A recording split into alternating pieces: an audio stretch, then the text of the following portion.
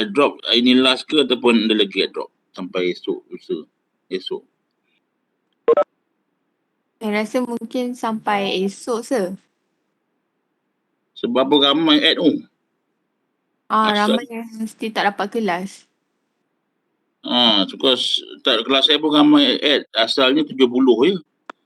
Tapi tengok attendance tadi 90. Itu pun yang scan hanya 82. Kan ada lagi 7 orang tak scan. So harap-harap tak tambah ke lah. Tambah lagi banyak. Saya rasa next week lah kita akan start bagi kumpulan Sebab apa? Next week baru dia finalize semua kan. Saya tak suka ni kadang-kadang penyelaras ni dia approve ataupun manually add ni kan, dia approve juga kan. Jadi elok dah settle jadual kelas student list tu, tiba-tiba tambah lagi kan. Yang itu yang susah lah nak bagi group kan. Because assignment number 3 tu dah keluar lah. Kan. Tapi walaupun number 3, tapi dia start sekarang lah kan untuk prepare all those things. Initially my group will be based on the attendance list. Based on the attendance list numbering. So maybe you can predict lah kan your group macam mana kan. Kalau ramai saya bagi to 3 groups lah. 3 groups. 20 nah. Banyak 90 orang.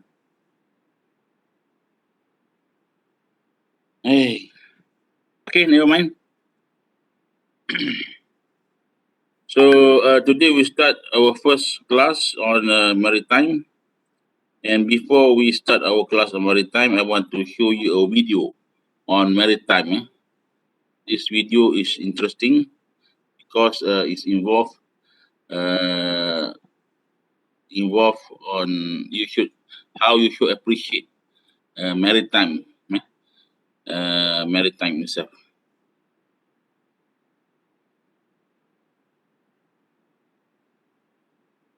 Nampak tak? Yes, sir. Nampak good. This is about ship. Ship make the world go round.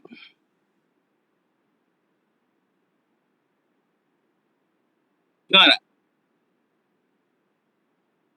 tak? Tak dengar, sir.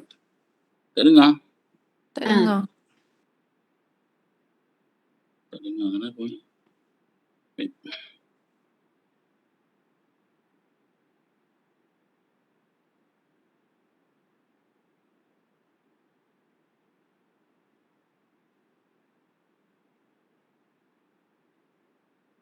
Okay tak? Dengar? Dengar tak? Sir, cuba play balik.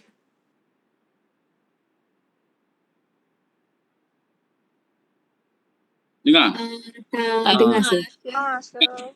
Dengar? Tak dengar. Tak dengar? Tak dengar. Sir, dekat share sana dia ada share voice punya. Dia ada share suara. Ya. Masa doktor share video ni, dia ada satu button dekat sana share suara punya. Oh ya. Oh ya. On the audio kan? On the audio. Ya. Right. Okay. Good. Thank you.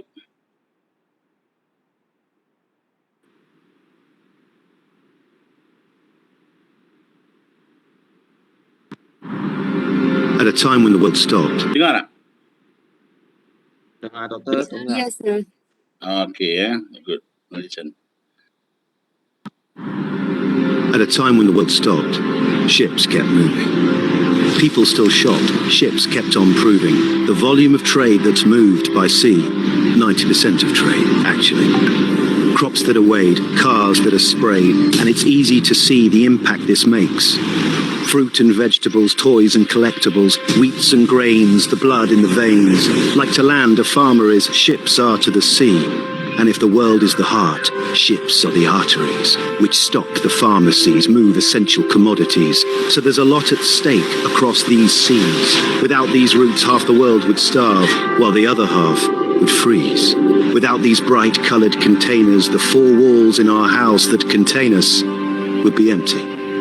The books we read, the animal feed, the oil we need, the global lives that we lead. No oil, no cars, no essential spare parts. The sea's version of stars, those flickering lights on the horizon, by moon and by sun, but the journey is never done. As a supertanker proves, the distance it moves is equivalent to 3 times around this Earth a year. And we are served by over 61,000 ships. The things we buy, the things that shops sell, the 1.7 million seafarers, it's more than just engines that propel this industry. And it's easy to see that a lot is owed to the people that load. 6,000 ports worldwide, but it's not all plain sailing. It's rough seas and piracy warnings and the change that this inevitably causes.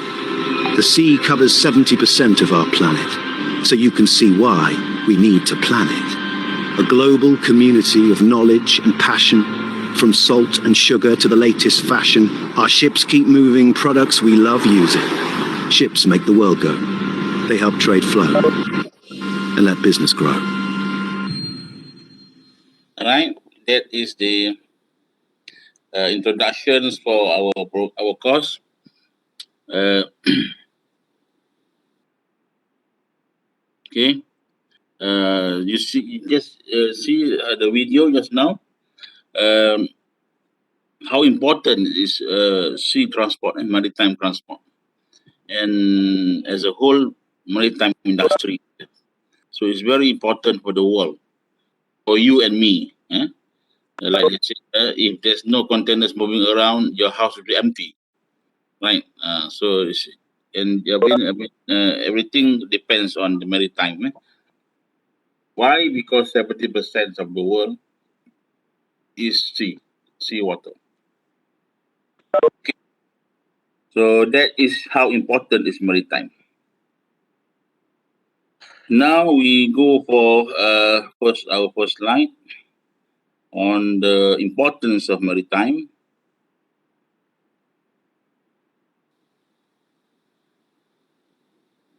Okay, maritime management and production.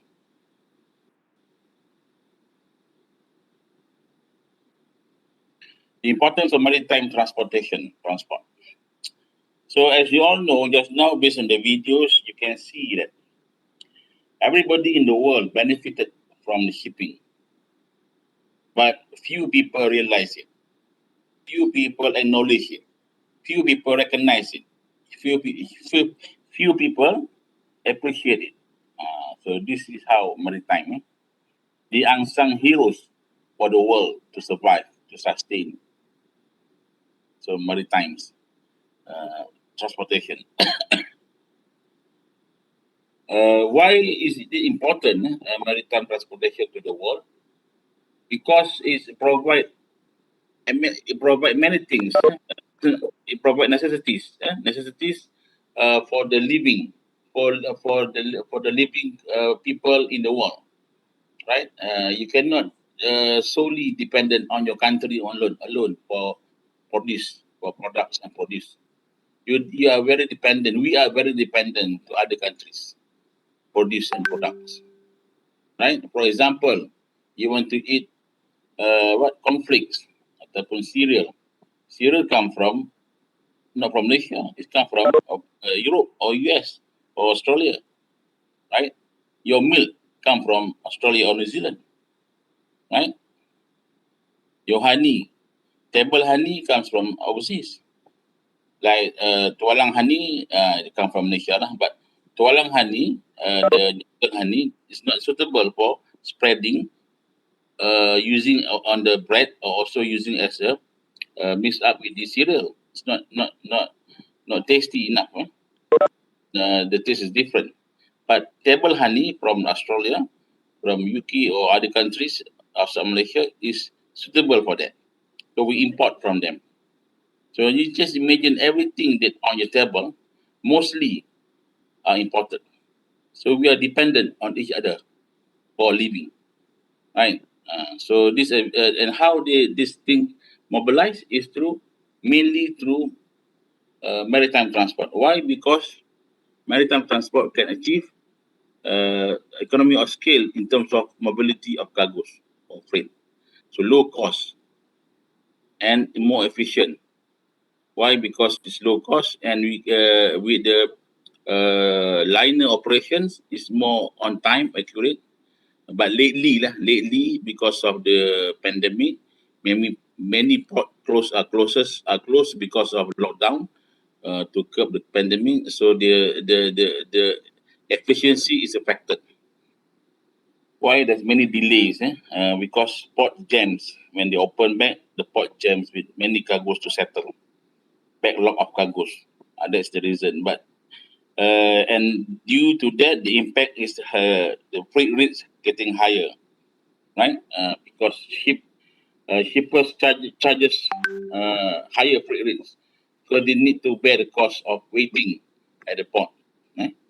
Waiting is cost. You must remember the ships, although they wait at the port, they need to spend monies. They need to spend money in terms of the ship need to be operated 24 hours. The engines and they need bunkers to run the engine for 24 hours. Either you stay idle or you're moving, they keep on using the bunker. The bunker is not cheap, so it's a lot of money involved. That's why they put higher rates, right? But now it's mentioned that the rate is more stabilized because the pandemic been controlled due to the vaccination program, right? Hopefully, it will lead to the end of pandemic or endemic, so we can live like before. Hopefully, right? So, maritime transport provide low cost and efficient transportations, okay, mobility of freight, and as a result, is an essential role it plays for the growth and sustainable development of the world. Okay, without maritime transportations, trade will stagnate, akan terhenti. Then when trade terhenti, there's no development in the world. So no country, like I told just now, no country is totally not dependent on others. All countries are dependent on others. For example, America, the economic power, purchasing power is high. They have a lot of money. But if there's no produce or product to buy, where does the money go? The money doesn't go practically. You will keep the money in the bank for what? You want to buy something, you cannot buy. There's nothing to buy in the market. So it's very bad. Right? So that's why maritime transportation will balance out the trade of the world between countries. Right? No country is self-sufficient. No country is totally not dependent on others. Every country is depending on others. You also dependent on your friends, dependent of your parents, right? No such thing as you are self-sufficient. Don't need others. No, we need others to help us to live. Much of the what we use and consume in our daily life every day has been or will be transported by sea. Okay, so that is maritime. Now in the video you saw, right? Everything that been in your house been produced somewhere else, and they reach you in Malaysia. For example, IKEA. IKEA is from Sweden. So how IKEA can come to Malaysia, right? With the quality of the furniture, right? So these are the things they move by maritime, right? Okay. What do they move in maritime transportations? They move raw materials. Raw materials meaning that they move in bulk. In bulk meaning that dalam banyak. They use bulk ships. they call it raw material bulk cargoes, and they use bulk ships. For example, the bulk cargo or the raw material can be in terms of liquid, like oil, crude oil. It can be gas. It can be coal. It can be grains, powder.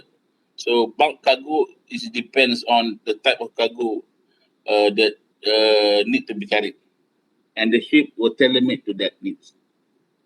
And usually for bulk cargo, they carry the magnitude or the size carrying is very high.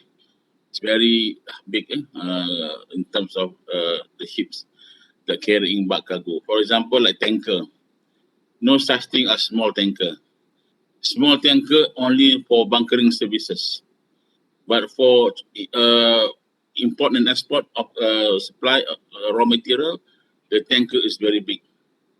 Right, a full tanker can fulfill the oil for a state or a country for how many days? Right, so that is how big is the tanker. And then other ship also, like grains that carrying grains, powder, supply raw materials. All these things they have the kind of ships to be carried. This is raw materials, and sometimes in certain countries, for example, in Japan has less raw materials in the country, but they have many industries, many manufacturing plants. So they import the raw material from other countries and they produce it and export it. Right? Okay.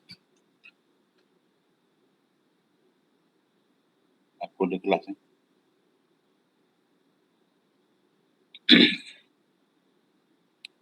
Okay.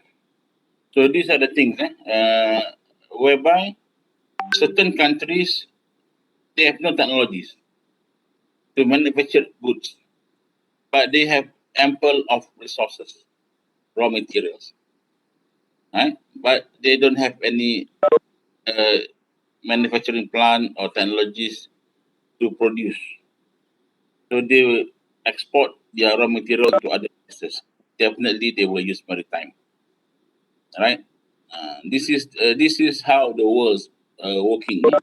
A certain place in the world, they have the resources, but they don't have the expertise to produce. So they move to the country that have expertise, and then this country produce and move to other countries that need the product, that the finished product they produce. They market it to the world. So these are the things that the process, the cycle of the world economy is going, right? Maritime is the backbone of global trade. Definitely is a backbone. Without maritime, there's no global trade. There's no global economy, right? And maritime transport, the so-called the blue economy. Blue economy is referring to the blue water of the sea, right? Blue water of the sea. So they call it blue economy. So, and the blue economy is very important. And the sea is very important not only for trade, but also for our ecological system of the world. You just imagine if the sea is not a sea water, it's not salty. Sea water is salty water, right? Salt water. So what happened to the world now if the sea is fresh water? All the rivers are polluted rivers. For you know already, right? Many of the rivers in the world are polluted by pollutions. Right? They throw rubbish in the river. They throw even corpse in the river. They throw everything in the river. And where does the river end? The river end to the sea. Right? So what happened if the sea is all fresh water? All these things will be rotten and will produce many, will produce smiling things, will produce many sickening scenarios of pollutions. But when the sea is salt water, it will neutralize everything. But certain pollution cannot be neutralized. Like I given you the video, right, for the save the sea, right? The video whereby you can see how dirty is the sea. Dirty in the sense of most people throw away the plastic bags, plastic things in the water, and then end up in the sea. And this plastic never been dissolved in the seawater. It takes hundreds of years to dissolve these things. So what happened? The sea with plastic things that cannot be that is not biodegradable, and that's why they are changing. The campaign is to not to use plastic. Hopefully, you all will support the campaign. Although your part is very minimum, but the cumulative effect for all will be great. Okay, because it will end up to the sea. If you throw the plastic in the river or drains, then they will end up in the sea. So that's why you see in the videos. I was up with the videos. There's many hard things, hard plastic, right? Bottles, everything. They cannot be degradable by the seawater. They still they float in the water, and they will dissolve, taking hundreds of years to dissolve. So it's very bad. And then at the end, the big fish, it swallow everything in the sea, and then at the end, all these fish will die. That's why you can see cases of dolphin, cases of whale, suddenly stranded at the beach, dying. And when they check the stomach and everything of the whale, they observe the many waste in the whale. So it's very bad for the ecological system. Right? So well-developed transportation infrastructure ensures return through certain macroeconomic drivers of productivity. And these are the why it's important, the blue economy, right? And the maritime transportations. First, expansion of business activities, definitely, right? With the mobility of raw materials, right? It will encourage building of factories, right? Manufacturing plants to process the raw materials to be finished goods, right? And then in order to have finished goods, they will introduce innovations, right? R&D in order to improvise the finished goods. And then to do that, they need investment, they need money, right? They support the production line. And then to do that also, they open more employments. Labor market will increase, right? Jobs will be given to the people. With jobs, people work and have money, have salary, wages. With wages, they go and buy things. The things that they buy is the things that come from other countries. And in the other way, they support the whole cycle of economy. And then they introduce competitions. Usually, competition is about who can sell their product at the best price as compared to their competitors, right? So other than that, they create domestic and international trade, mobile activity, right? Due to maritime. Then they encourage regional economic development. Regional meaning that in our world today, the world does not consist of state or countries, but it also consists of regional block. For example, regional trade block like ASEAN, NAFTA, and there's 10 regional economic block that's very active and important to the world. This regional block, what they do is to make business and trade more efficient, more effective among the block, within the block. Because the block consists of certain countries. Okay, for example, ASEAN countries. So the movement of ASEAN between ASEAN countries of cargo is more easy, right? It's more faster, more efficient, right? It's a catalyst for the trade and trade, right? Like European Union is one of the biggest bloc. right? So these are the things, and then at the end, it will lead to population well-being, meaning that the population will be very will be very comfortable with the process of world trade. Why? Because they can have many choices to buy products, so they can have jobs based on that, right? And the other thing is that other than providing economics, financial, employment, we must ensure that environmental safety and health being safeguarded, right? Being encouraged, right, to sustain the world for the next generation. So these are the things.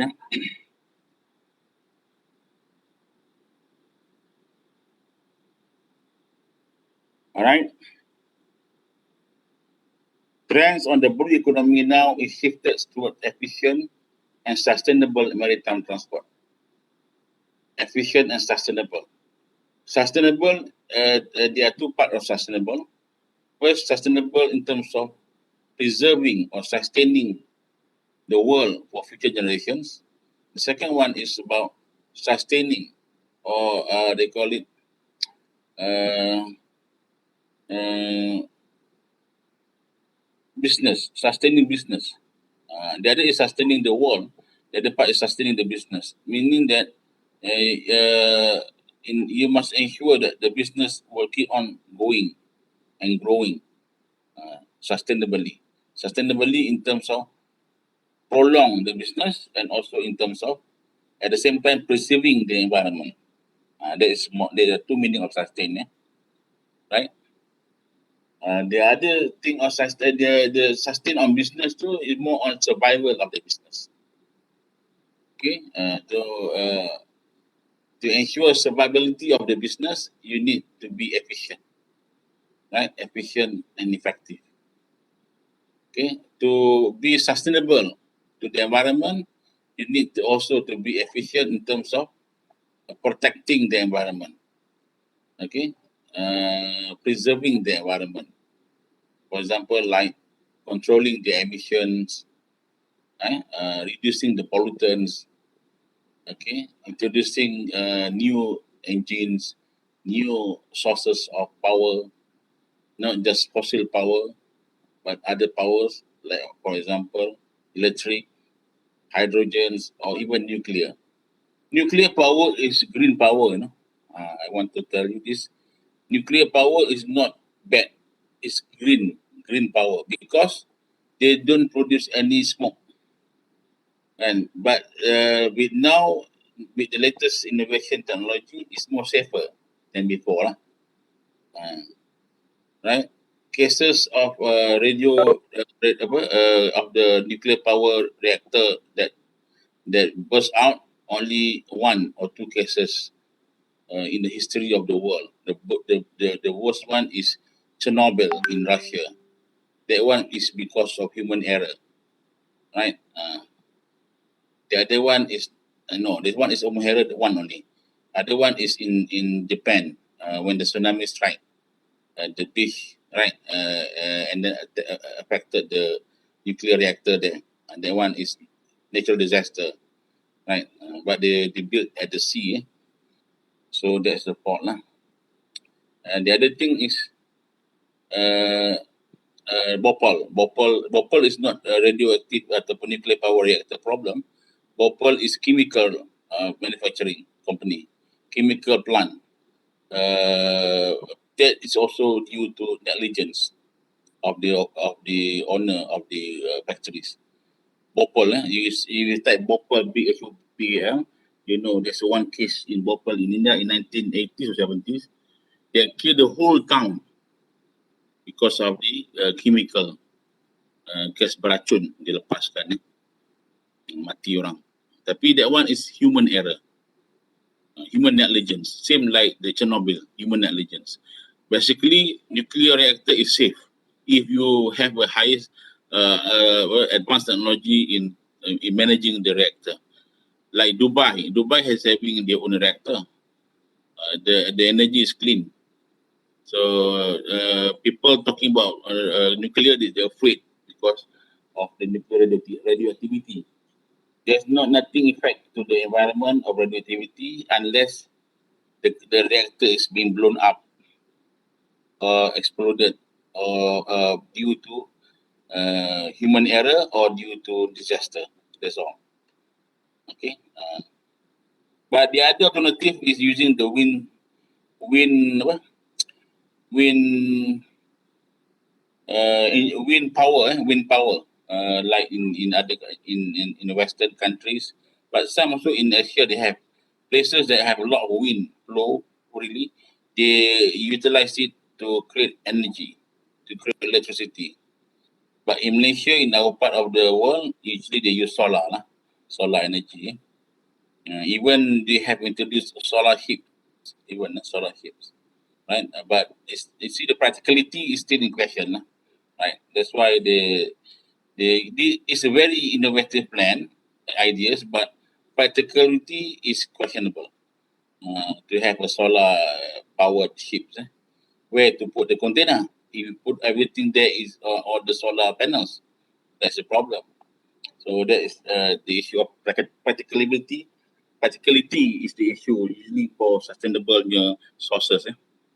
But slowly we will find out the solutions. People will find, the scientists will find out solutions to make sure the sustainable sources of power will prevail more than the fossil power. Fossil power ni like minyak lah, because they got from underground, under the sea or under in the earth, kan, they call it fossil power. That one, there's a lot of pollution like you see nowadays. Okay. Now we go a little bit on the characteristic of maritime. So there are 180 countries to trade in this world, right? 70% sea and 30% land. 90% world trade goes by sea. Why? Because it's cheapest of all. Okay, the cheapest of all mode. By road is also the cheapest. By road cannot access between continents. Okay, only ship can. Example, average of cost for transportation proportion. USD $1 by sea. The same USD $5 by rail. $7 by road and $15 by air. So you just comparatively, sea is the cheapest by $1 only. Cheap compared to rail, $4 cheaper. Right? $7 cheaper by road. $15 cheaper by air. Right? I don't know. This one may be based on the weight, tonnage, or also by kilometer. It's not been addressed that. But actually, what to highlight here is that sea transport is the most cheapest. And then, as you can see now, I sent to you the photo of the biggest container ship in the world, Evergreen, that can carry 24,000 TEUs. You just imagine they can carry 24,000 containers. I think the ship story is around 7 to 8 or 10 stories high. Maybe if they harbored at Tanglun, you can see from UEM, the ship. It's very big. So just imagine they can carry 34,000 TEUs. They can achieve economy of scale. Maybe even cheaper than $1 US per ton ataupun per mile, per kilometer. We don't know, but it's cheaper, right? So, as happened to all mode of transportations, transport demand is a direct demand, right? What do you mean by direct demand? I want to ask you all, because if I didn't ask, maybe you are sleeping. So I ask you. Chan Chen Yi Yuan. Chen Yi Yuan. Yes, Are you sir. there? Yes. What you mean by derived demand? It will support trade, business, and commerce. Come again? What do you mean by the transport demand is a derived demand? Because I think that the maritime, it can go to global or domestic. Oh, okay. Yeah, okay, good. Aina Najih? Aina Najih ada. Apa maksud transport demand is a derived demand? Yes. Apa maksud transport demand is a derived demand?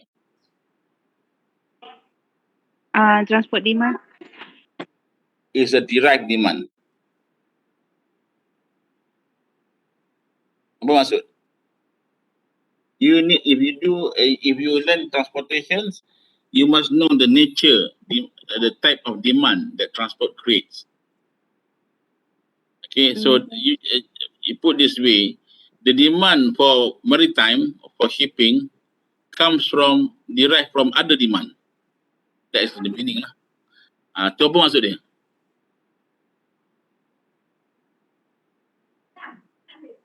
Tahu tak Aina? Kamzi King. Yes, sir. Okay, can you answer the question?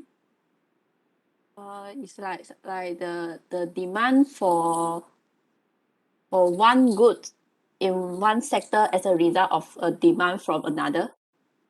Yes, but how to relate with transport?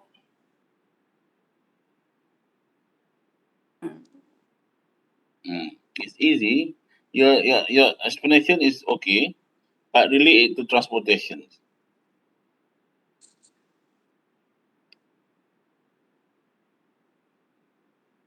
When the demand for good increase for abroad,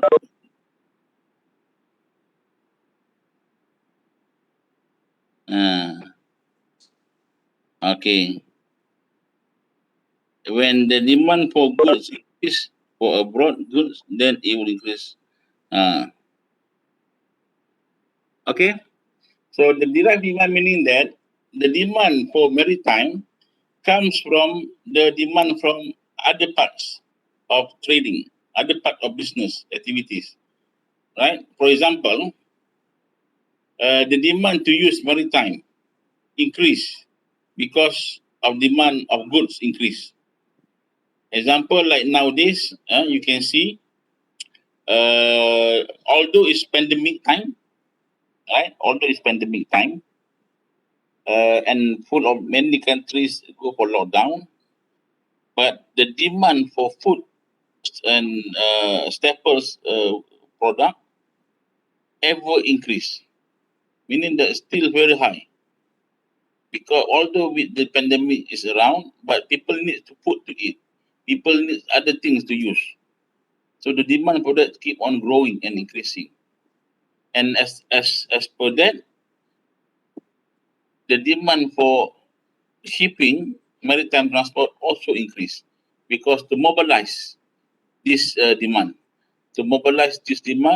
in other parts of the world, so that every people in the world get what they want, right? Because the demand for the products and the staples, everything is higher now ever because of the pandemic, right? Remember one day we go to just imagine in UK nowadays, when you go to supermarket, most of the shelf are empty. Why? Because they cannot deliver the demand.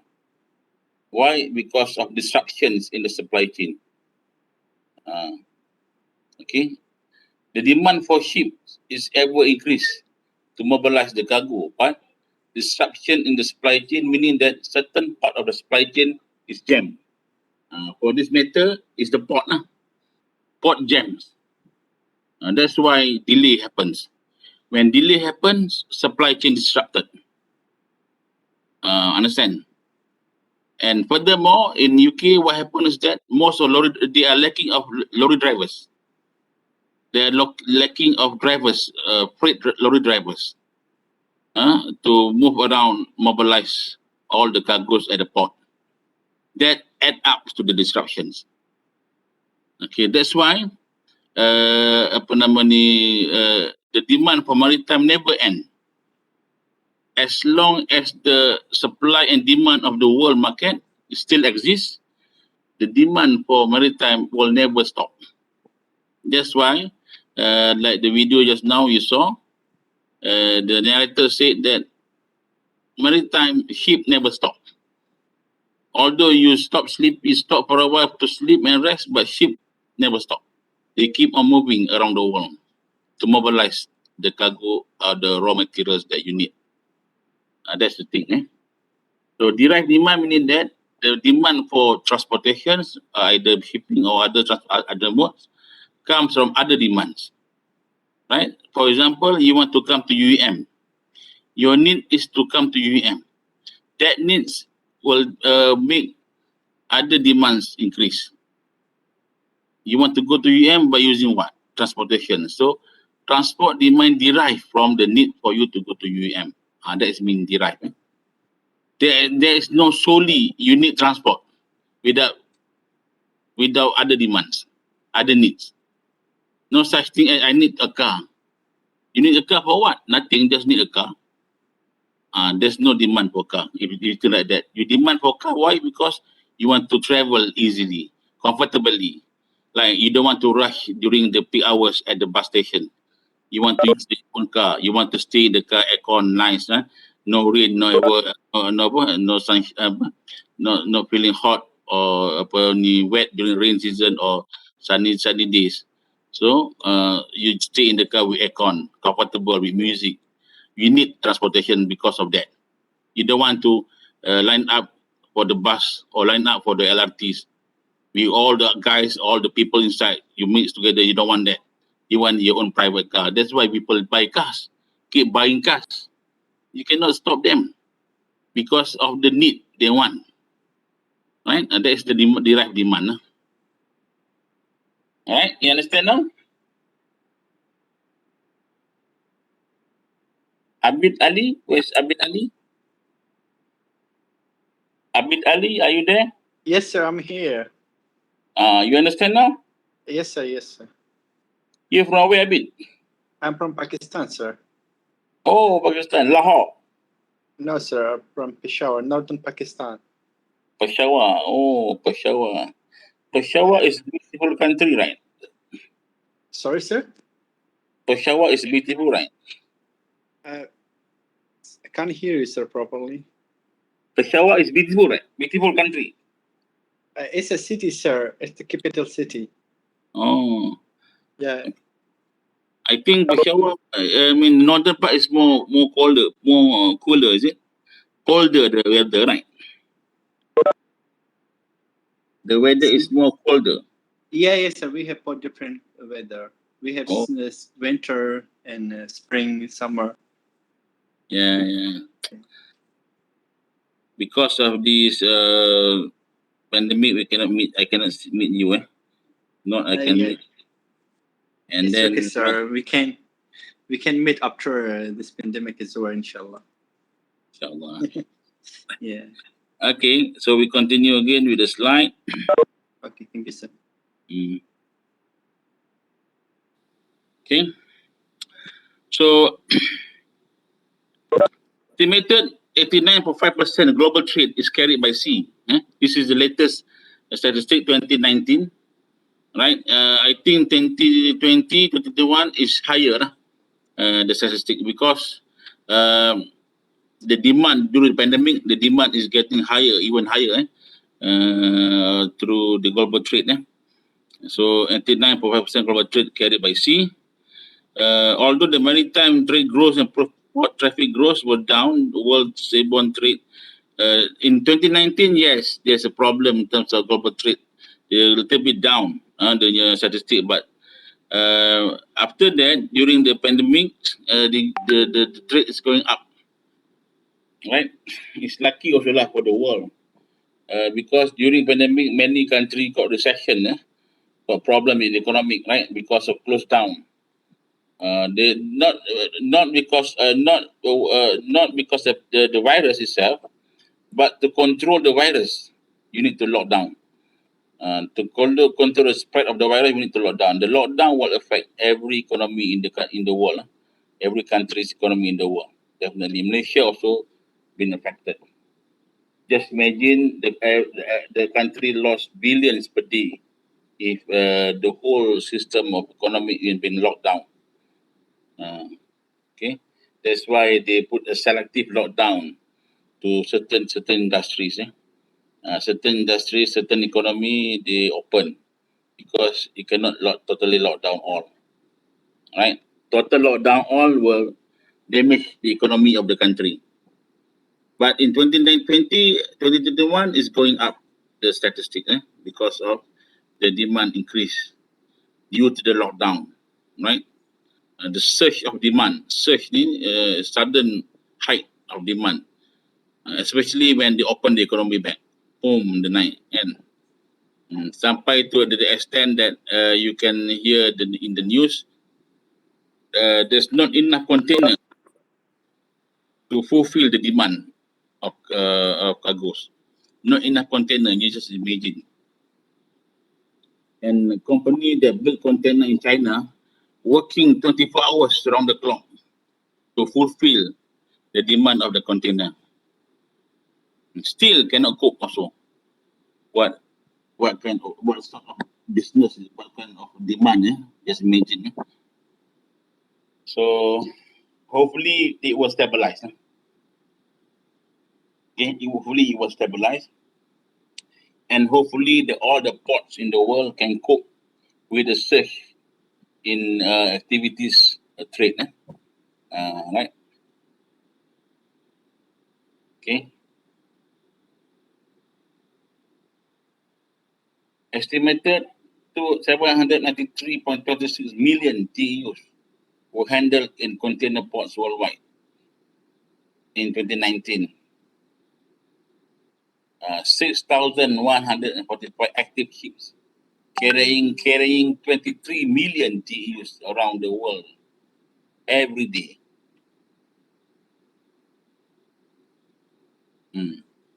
Just imagine the amount of trade. That one is talking about container only. Usually container is referred to finished products, finished goods.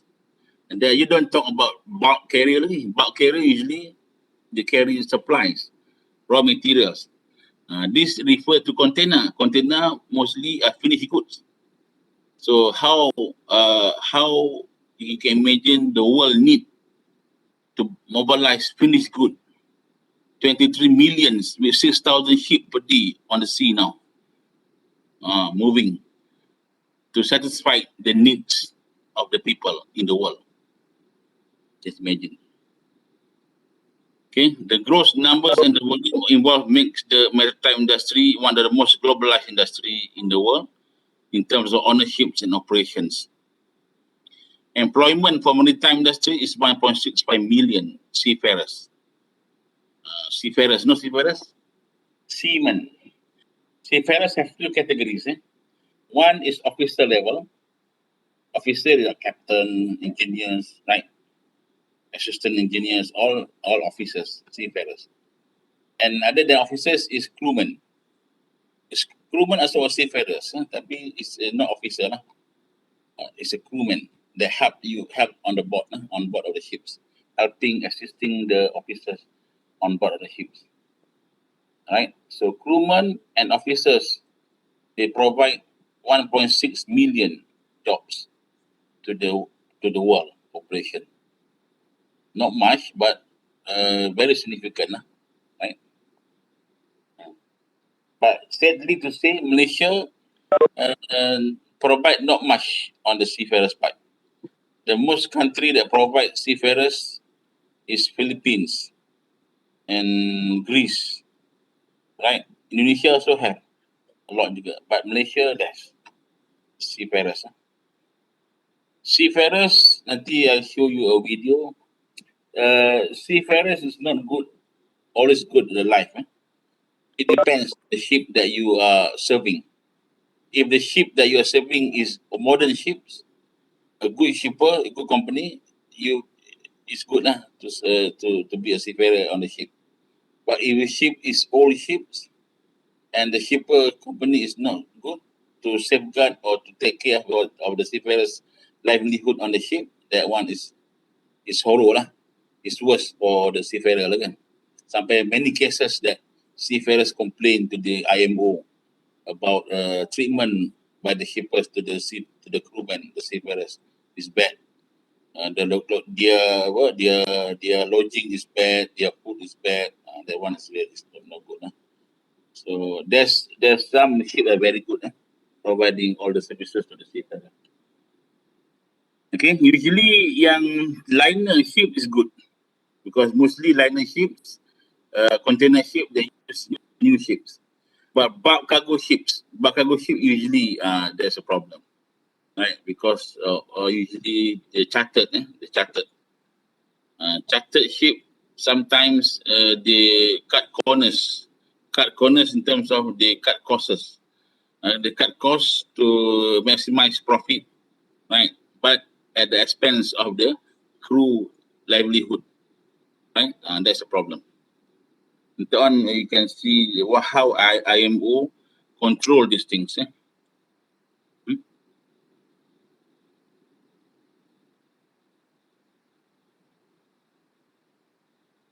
Okay.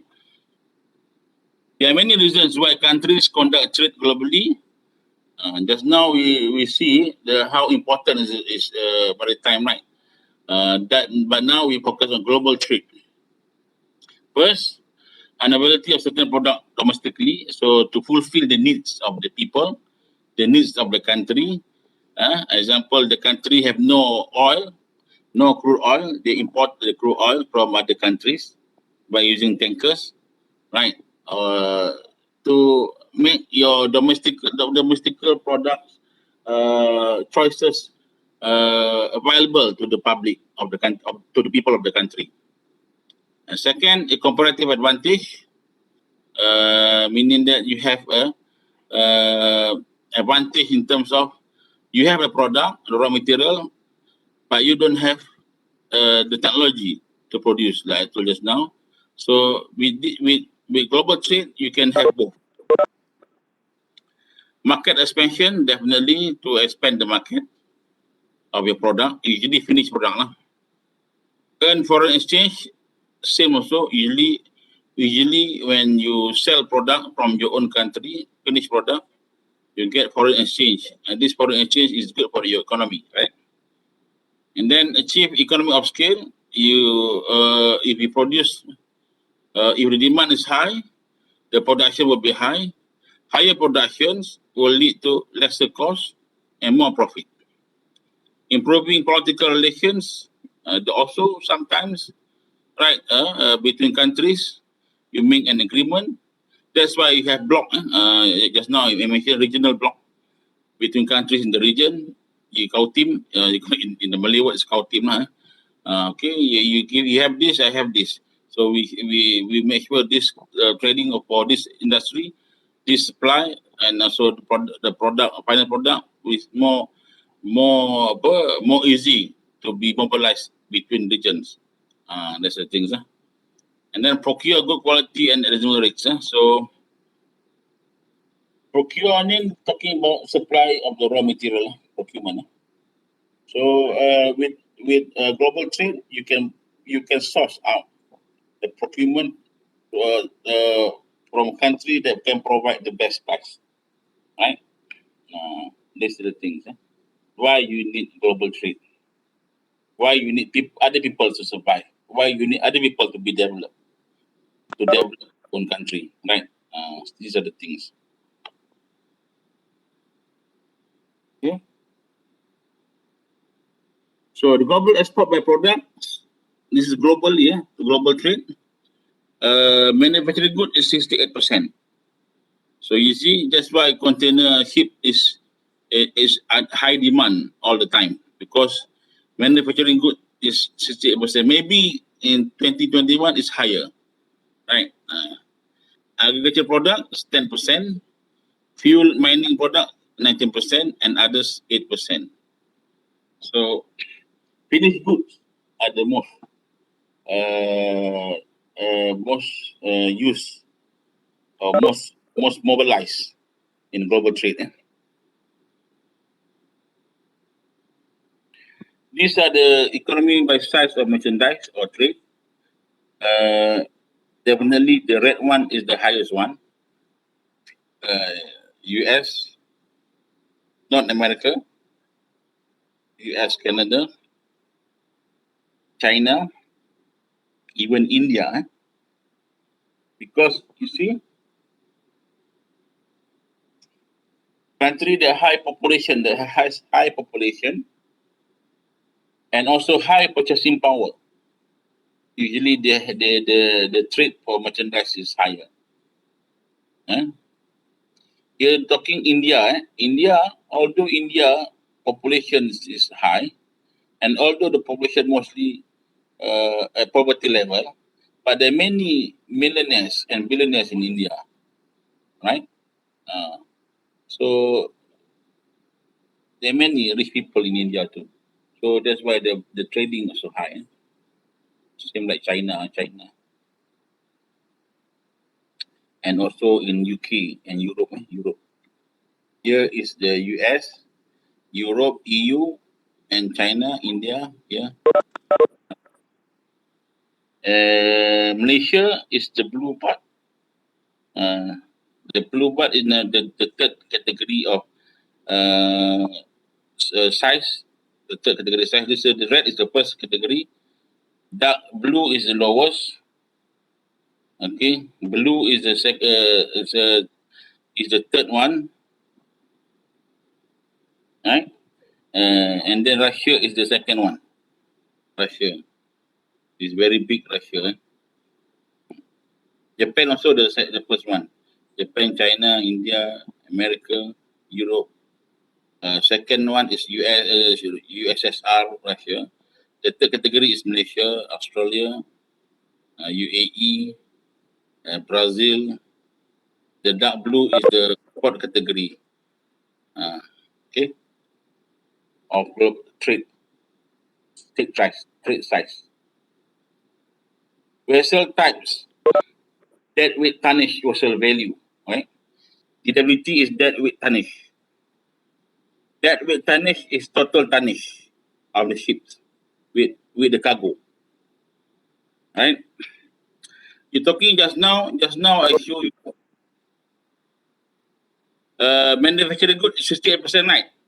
So mostly manufacturing goods, the global export, they use container. But here you see vessel types that with value the highest is bulk carriers, 43%. All tankers, 28%. All these are suppliers, raw materials, all these things. Container only 13%, but it covers 68% of the the trade in the world, manufacturing cargo, manufacturing products. But the ship, the weight of the vessels and value it falls under the third category, 13%. Other two, the first two is bulk cargo, bulk carrier, and also oil tankers. So meaning that ships carrying raw material supplies is more than the container. But you observe more on container, right? You look in the news, you look at in the video, all containers. But actually, bulk cargo, bulk carriers, and tankers are the most. The most in terms of deadweight tonnage carried. Faham tak? Okay.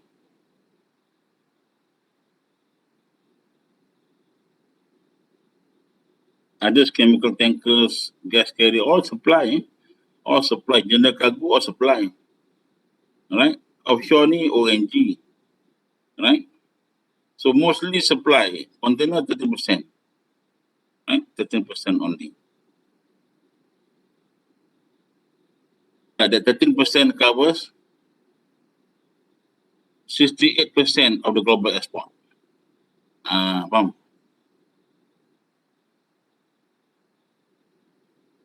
Ownership of world fleet by vessel. The biggest ownership of vessel is China. China overtook the grouping of the rest of the world countries to reach the highest number of vessels in the world in 2019. Faham tak? China alone is higher than the whole world. The whole world vessel ownership is 5,000. China alone is 6,000. No wonder like China is rich, right?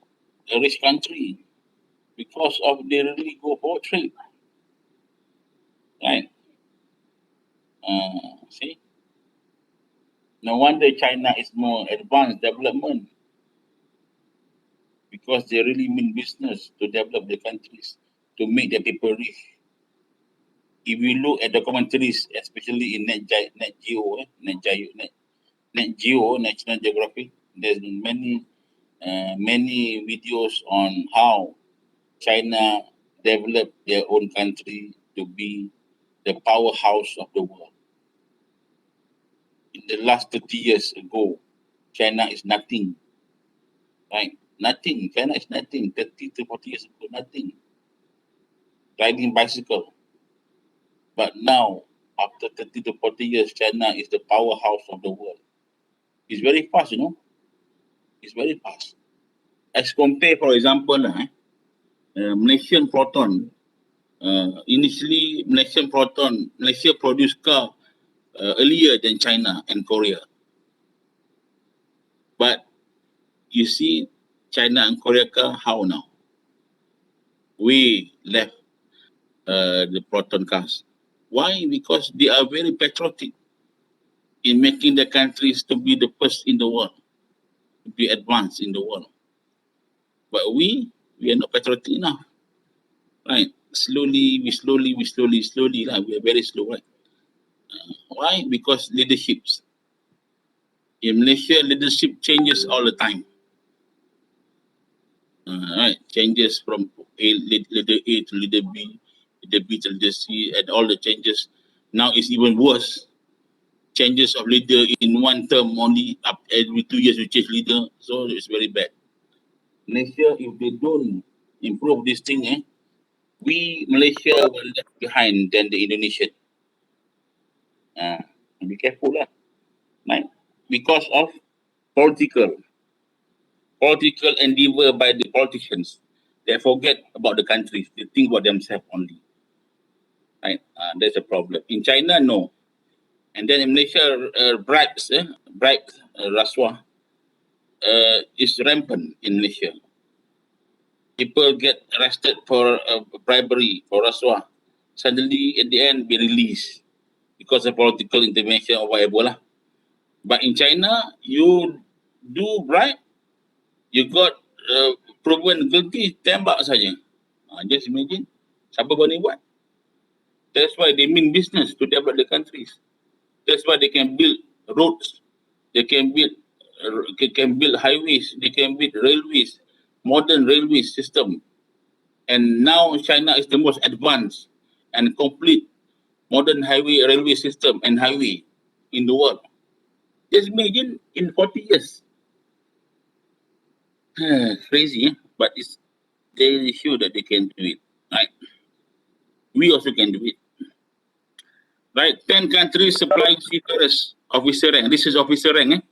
Like I told just now, seafarers have 2 categories: officer rank and crewman rank. Crewman is a supporting. This is officer rank. Countries that supply seafarers at officer rank, Philippines is a lot, 23%. Like I told just now, Philippines, right?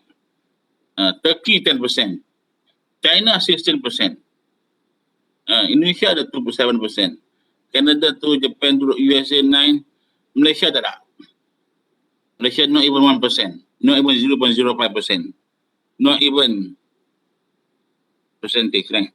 No percentage. Right. They show that these countries are maritime maritime powerhouse of the world lah. Because they're providing seafarers, the people that will work on the ships.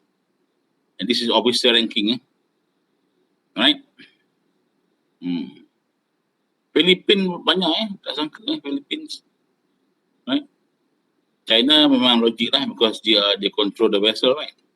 Meaning that most of the vessel in the world, the seafarers come from Philippines, Turkey, right? Indonesia, Russia, right?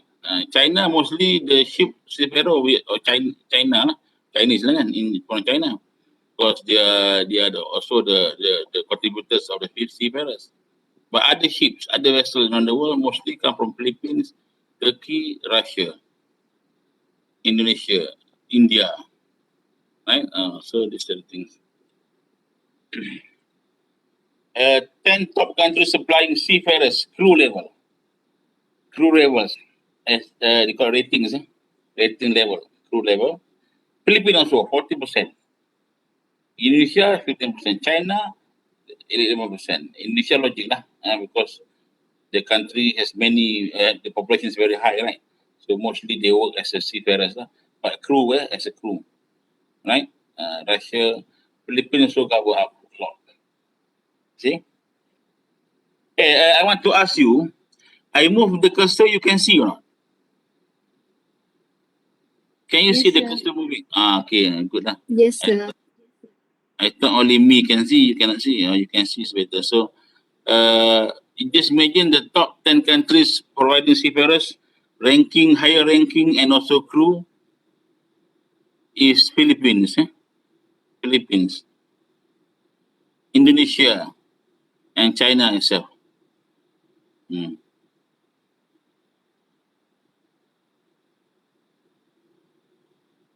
Okay, this I want to highlight a bit before we end the class. Types of maritime cargo. Okay, type of maritime cargo. First category is general cargo. Okay, general cargo. Usually when you call general cargo, you talk about break bulk cargo, new bulk cargo, containerized cargo. Bulk cargo, usually you talk about liquid bulk and dry bulk. Okay. For bulk cargo, liquid bulk, petroleum, LNG, chemicals, palm oil, everything. Okay. And usually for this cargo or these ships, they use pump or pipeline to mobilize the liquid bulk from the ship to the port and from the port to the ship. They use pipeline or pumps. For dry bulk also same. They use conveyor or they use pipeline suction, suction or grabs. You know grabs yang crane yang pakai angkat tali tu kan, tu grabs lah. Suction ni macam pipeline, dia macam vacuum, dia sedut apa nama ni, grains, grains, powder kan, semua tu powder type of material lah. And then conveyors, they put on conveyors and move from ship to port. Okay. For general cargo, break bulk, right? Break bulk, you use drum, bags, pallets, boxes. They use a grab or lift off, right? Lumber, new bulk. Lumber ni macam balak lah. Balak, paper, steel, vehicles. Ada row on, row off. Ada lift on, lift off. And some also grab type. And containerized. Containerized ni memang pakai gantry cranes lah. Itu general cargo. So there are two types of cargo, general cargo and bulk cargo. Containerized is under general cargo. But in the statistic, when they put differentiation between general cargo and containerized, meaning that containerized cargo they categorize it differently lah. Some they put together as dry cargo, as the general cargo, Right, some they put together, meaning of general cargo is containerized, neo bulk, and break bulk. But some they put container in different category. But it's the same lah. Usually container is dry, general cargo general cargo.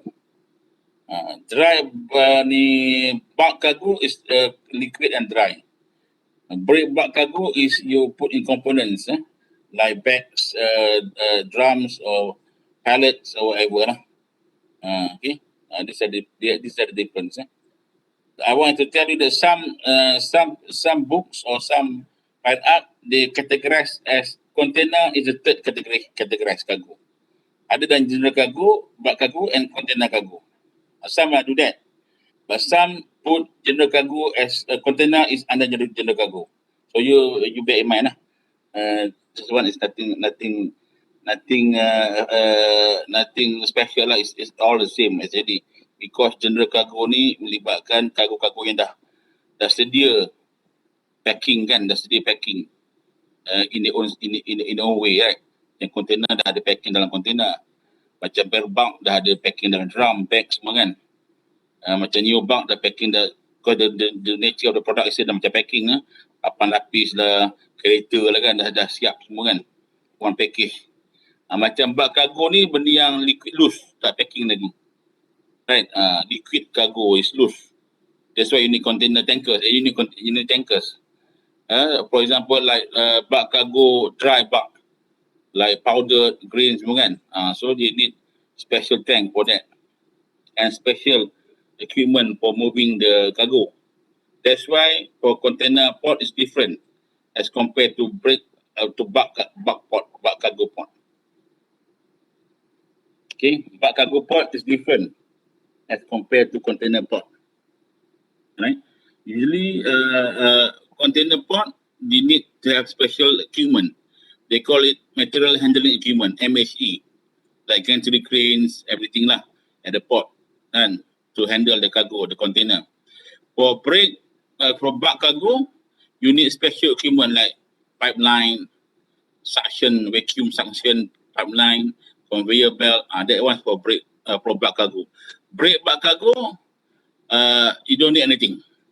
You just need a port and a ship waiting at the port. Because the machine that they usually break bulk cargo, they have their own machine. See, these are the machine on the ship. The material handling is on the ship already. So break bulk cargo, usually they need a port only. No machine at the port. They can survive. They use their own machine. Like this one is row. They need a platform for row only. Row meaning that row in, row out for vehicle movement. Right? Like container port lah. Okay. So the different category of cargo need different kind of ports.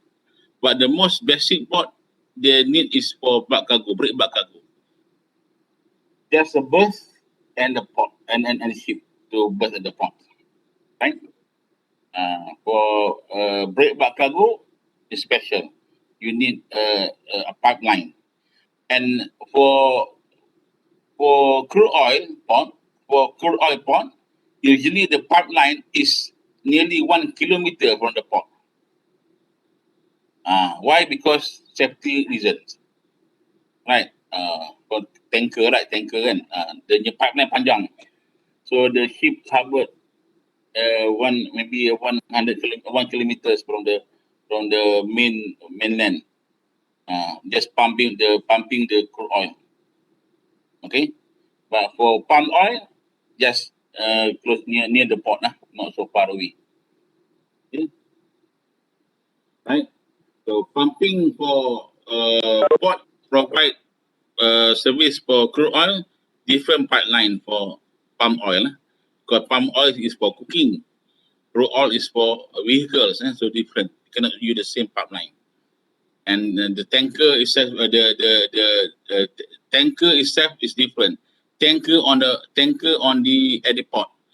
Kalau crude oil port, there's a lot of tanker depot, all depot at the ports. Understand? So they take either they export the crude oil or they take the crude oil from the ships. They must have a depot there at the port. Okay, same also for palm oil. That's why they need different locations as compared to container, right?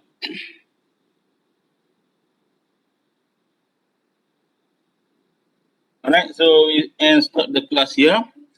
Do you have any questions about today's explanations? It's a basic on maritime, the importance of maritime, and the second one we finish it next week is on the regulatory's involvement of maritime. Any question? Sir? Yeah. Sir, can you share the notes? What notes? Sir got shared just now, right? That one. The slide. Yes, sir. The slide. Okay. But I will Thank you, sir. share. I will share. Not now lah. I will share. Don't worry, but not now. Okay. Okay, sir. Thank you.